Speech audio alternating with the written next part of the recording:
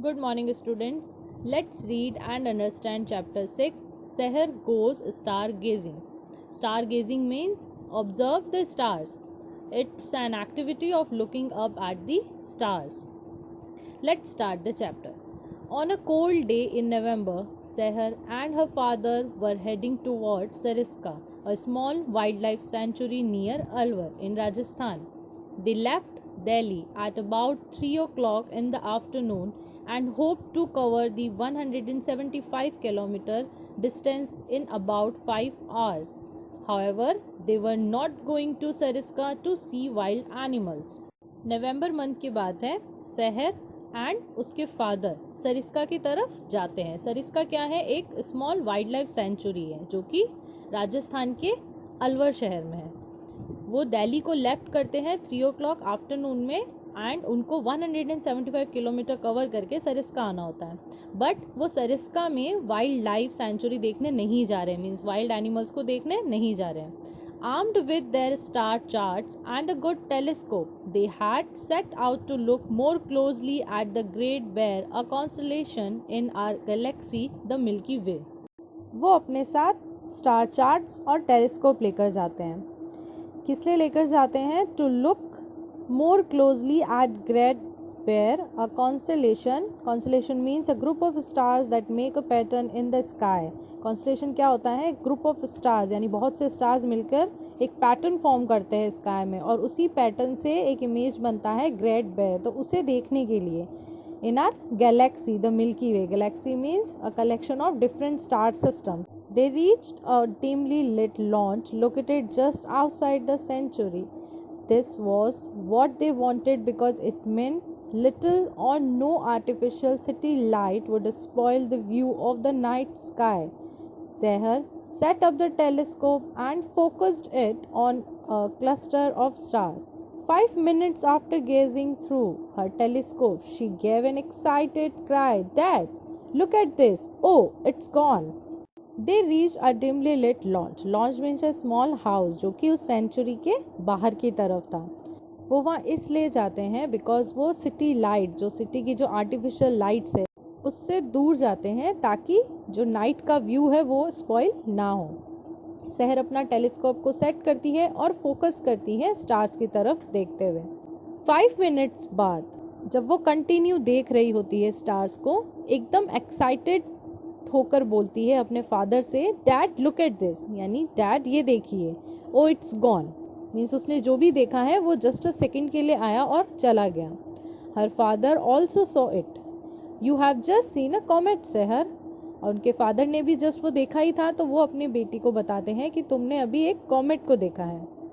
Comet is a cosmic snowball of frozen gases. O yes, I remember reading about it in a science magazine. Tell me more about comets, Dad, Seher said. सहर को याद आता है कि हाँ उसने comets के बारे में पढ़ा है साइंस मैगजीन में, तो वो अपने फादर से कहती है कि मुझे कॉमेट्स के बारे में और बताओ. Well, the name comet comes from a Greek word for hair on the head. That's because they look like stars with fuzzy heads or tails, whichever way you look at them. Comet जो word है वो Greek word से आया है जिसका मतलब होता है hair on the head. That's because वो स्टार की तरह दिखाई देते हैं विथ फजी हेड्स और टेल, यानी उनकी fuzzy means unclear. Whichever मतलब आप उसे कहीं से भी देखो, किसी भी साइड से देखो तो उनकी एक फजी हेड या टेल दिखाई देती है. They are not really stars and do not have any light of their own. They reflect the light of the sun just like the moon. Comets stars नहीं होते हैं और उनकी खुद की लाइट भी नहीं होती है. उन्हें जो वो लाइट मिलती है वो किसका रिफ्लेक्शन होता है? सन का, जैसे कि same like a moon. If a comet isn't a star, what is it? Asks Seher. तो सहर पूछती है अगर कॉमेट स्टार नहीं है तो वो क्या है? You can think of a comet as a ball of ice, dust and small pieces of rock going around the sun.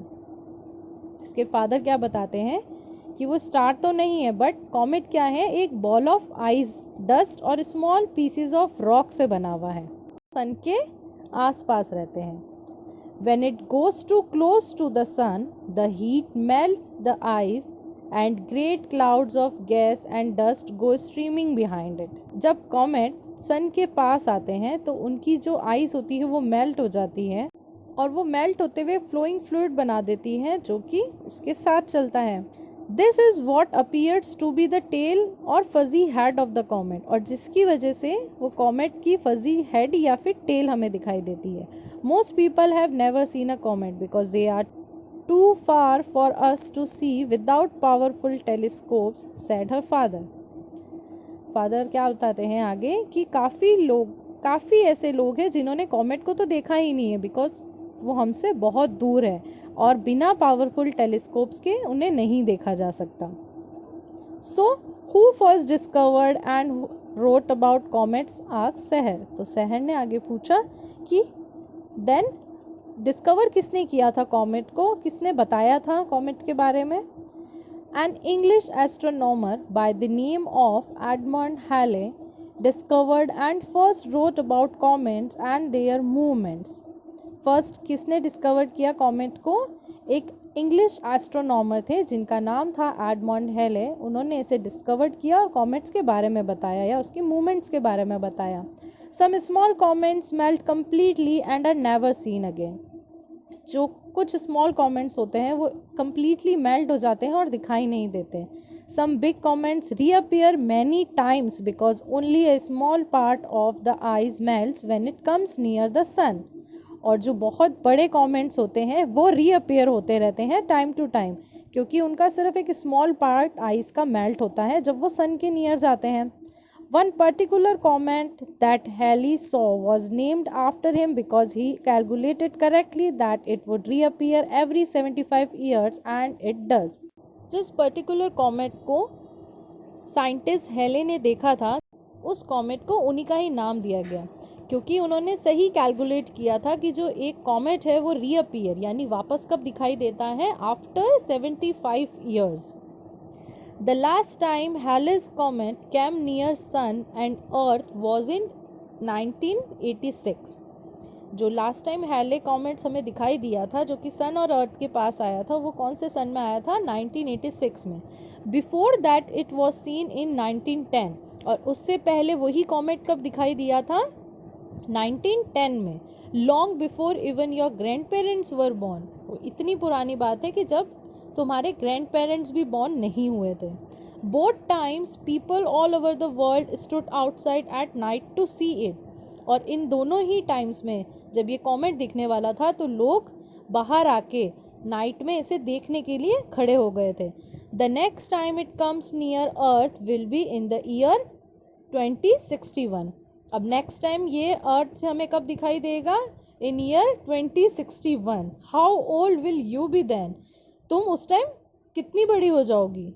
सहर laughed at the thought and said, that will allow me so much more times to learn about the stars. I think I want to be an astronomer and discover new things. सहर ये बात सुन के हंसती है और वो कहती है तब तक तो मुझे स्टार्स के बारे में और बहुत कुछ लर्न करने को मिल जाएगा. सहर कहती है मैं एक एस्ट्रोनॉमर बनना चाहती हूँ और न्यू थिंग्स को डिस्कवर करना चाहती हूँ. Excellent, Seher.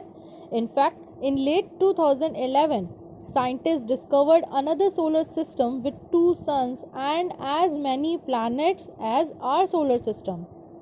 They have also discovered that Mars has 100 times more water than was thought earlier. सहर की ये बात सुनकर उसके फादर उसे बोलते हैं एक्सीलेंट सहर और आगे उसे ये बताते हैं कि इन लेट 2011 साइंटिस्ट ने ये भी साइंटिस्ट ने एक अनदर सोलर सिस्टम भी डिस्कवर किया था जिसके 2 सन्स थे और बहुत से प्लैनेट्स थे हमारे सोलर सिस्टम की तरह. और उन्होंने ये भी डिस्कवर किया कि मार्स में 100 टाइम्स मोर वाटर है जो कि पहले बताया गया उससे भी ज़्यादा पानी वहाँ पर है. The universe is infinite. There is a lot more waiting to be discovered. Maybe you will make the next big discovery.